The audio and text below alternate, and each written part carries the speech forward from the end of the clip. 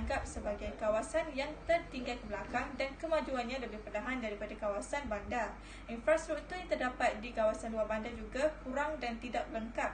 Hal ini menyebabkan penduduk luar bandar tidak dapat mengikuti perkembangan pemodenan yang dinikmati oleh penduduk bandar. Oleh itu, pihak kerajaan telah mengambil langkah dengan menyediakan keperluan yang sewajarnya. Antara langkah yang diambil oleh pihak kerajaan adalah bertujuan untuk menjadikan kawasan luar bandar tersebut sebagai sebuah kawasan yang mempunyai keunikan dan keistimewaannya yang tersendiri. Langkah yang dilakukan juga bertujuan untuk membantu penduduk luar bandar membangunkan sumber-sumber yang sedia ada di sesebuah kawasan tersebut. Kawasan luar bandar juga terkenal dengan kepelbagaian sumber dan hasil asli.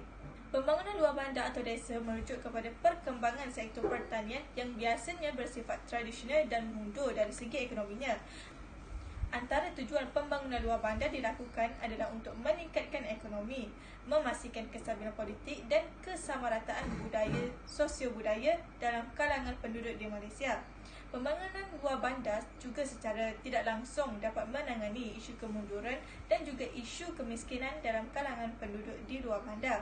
Pembangunan luar bandar mula berkembang selepas Malaysia mencapai kemerdekaan pada tahun 1957 yang telah diperkenalkan oleh Tun Abdul Razak.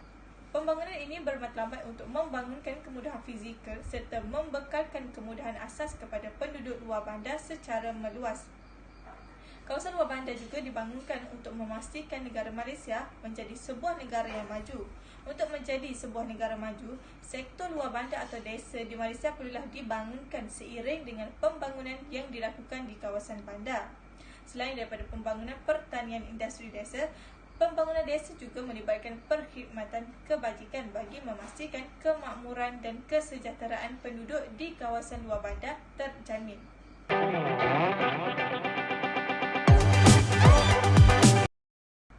Pembangunan luar bandar atau desa terbahagi kepada dua. Yang pertama ialah pembangunan luar bandar yang dilihat dalam konteks yang lebih luas. Sebagai contohnya, meliputi pertanian dan pembangunan dalam pelbagai aspek penduduk luar bandar itu sendiri, seperti kesihatan, pendidikan, ekonomi dan sebagainya. Yang kedua ialah pembangunan sektor pertanian yang hanya memberi fokus kepada aktiviti pertanian sahaja. Pihak kerajaan perlu menyediakan pelbagai kemudahan dan prasarana bagi memastikan penduduk di kawasan luar bandar dapat memperoleh faedah berikutan pembangunan yang dilakukan. Pihak kerajaan juga seharusnya memperkenalkan program-program yang melibatkan keusahawanan seperti pembangunan perniagaan, pembiayaan dan pemasaran kepada penduduk luar bandar supaya output yang dikeluarkan oleh mereka dapat merangsang pendapatan golongan luar bandar dan juga pendapatan negara. Penduduk luar bandar juga seharusnya diberikan pendedahan mengenai kemajuan teknologi supaya mereka dapat mengaplikasikan teknologi tersebut terutamanya dalam bidang pertanian. Penggunaan teknologi dalam bidang pertanian dapat meningkatkan pengeluaran hasil dan menyumbang kepada ekspor negara.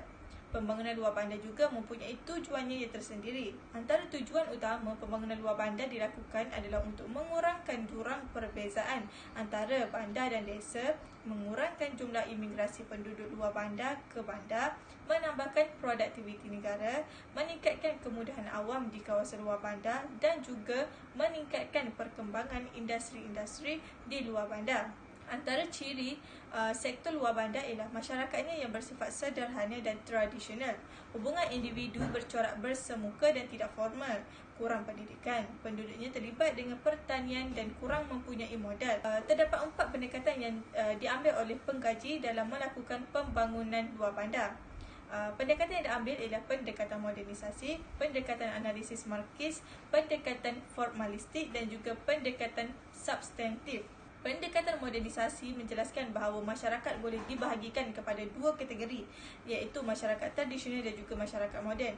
Pendekatan modernisasi ini berlaku dalam kalangan masyarakat luar bandar apabila mereka bebas untuk bergerak. Sebagai contohnya, mereka berpindah dari luar bandar ke bandar dan terlibat dengan aktiviti perindustrian.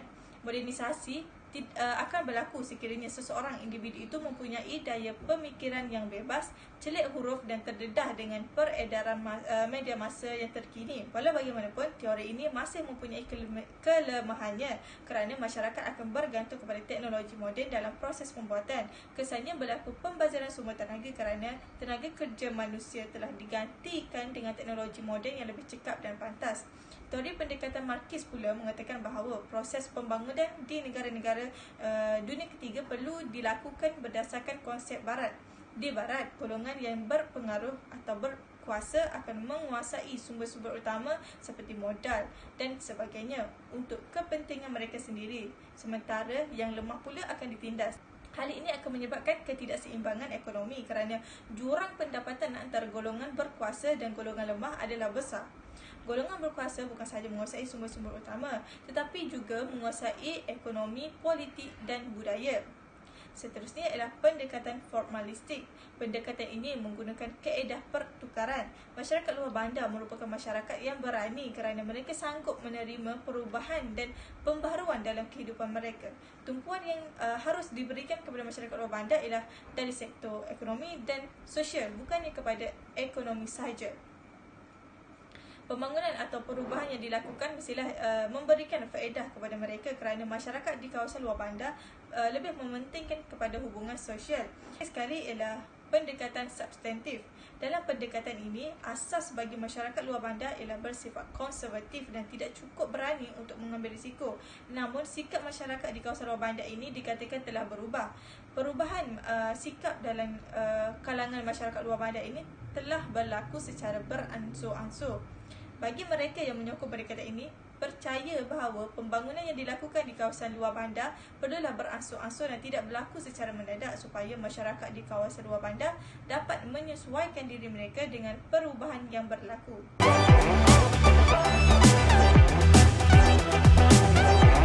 Pembangunan luar bandar adalah penting kepada negara kerana kawasan luar bandar merupakan mempunyai banyak sumber-sumber pertanian dan galian yang boleh diperolehi. Oleh itu, pelbagai langkah telah diambil oleh pihak kerajaan dalam melakukan pembangunan di kawasan luar bandar. Walau bagaimanapun, terdapat beberapa isu dalam melakukan pembangunan di luar bandar. Antaranya ialah pengangguran dan kemiskinan. Kemiskinan di luar bandar berlaku kerana terdapat ketidaksamaan agihan pendapatan antara masyarakat di bandar dan luar bandar. Bukan sahaja agihan pendapatan, malah terdapat juga ketidaksamarataan dalam aspek pendidikan dan kemahiran tenaga buruh. Pengangguran juga berlaku kerana peluang pekerjaan di kawasan luar bandar sangat terhad. Kebanyakan penduduk di kawasan luar bandar hanya bekerja sebagai buruh dan petani. Isu yang kedua ialah tahap pendidikan. Hal ini dikatakan sedemikian kerana masyarakat luar bandar mempunyai kekangan dari segi mendapatkan pendidikan yang berkualiti, peluang pekerjaan yang baik serta pendapatan yang lumayan. Pelajar di kawasan luar bandar sering tercicir dalam pembelajaran mereka. Seterusnya ialah masalah pemasaran hasil tani. Para petani kawasan luar bandar tidak mempunyai maklumat dan pengetahuan dalam melakukan pemasaran hasil pertanian mereka.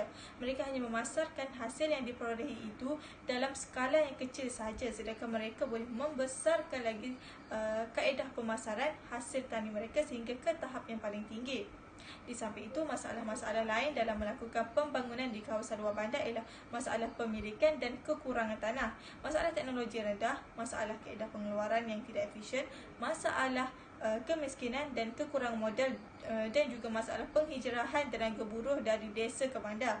Masalah-masalah ini akan menyukarkan proses pembangunan di kawasan luar bandar. Oleh itu, terdapat beberapa cadangan bagi menyelesaikan isu dan masalah dalam melakukan pembangunan di kawasan luar bandar. Antaranya ialah membentuk organisasi tertentu seperti Fama, Risda, Mada dan sebagainya untuk membantu golongan luar bandar ini, terutamanya dalam sektor pertanian. Organisasi tersebut boleh memberi atau tunjuk ajar dan bantuan kepada golongan luar bandar untuk meningkatkan lagi hasil pengeluaran mereka.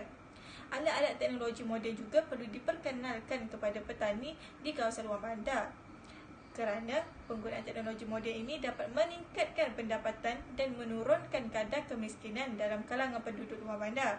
Organisasi seperti Fama, Risda dan sebagainya juga boleh memperkenalkan kaedah penanaman yang baru kepada masyarakat luar bandar. Hal ini akan dapat memendekkan lagi masa dan meningkatkan kualiti hasil pertanian tersebut. Kerajaan juga boleh membuka tanah-tanah pertanian yang baru. Ini bertujuan untuk memberi peluang kepada golongan miskin di kawasan luar bandar untuk terlibat dengan aktiviti pertanian. Bukan itu saja, pihak kerajaan juga boleh mengambil pendekatan yang efektif dalam meningkatkan pembangunan di kawasan luar bandar, terutamanya dalam sektor pertanian. Pihak kerajaan perlu memberi galakan kepada sektor tani untuk melakukan mobiliti. Hal ini akan dapat meningkatkan pendapatan dan kualiti hidup mereka walaupun mereka tinggal di kawasan luar bandar.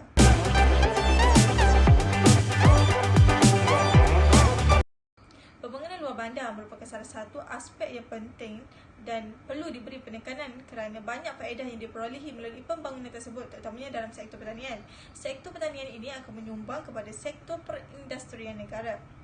Pembangunan bandar dan luar bandar juga penting untuk memastikan negara Malaysia mencapai tahap negara maju. Pembangunan luar bandar perlu dipergiatkan lagi kerana pembangunan ini dapat menyumbang kepada pendapatan dan juga kualiti penduduk luar bandar. Dijangkakan pada masa hadapan, pembangunan luar bandar ini akan menjadi pemangkin bagi merealisasikan pembangunan negara yang lebih komprehensif dan menuju ke negara maju. Untuk merealisasikan cita-cita ini, penduduk luar bandar harus mengubah sikap dan mentaliti mereka ke arah berdaya saing dan maju ke hadapan.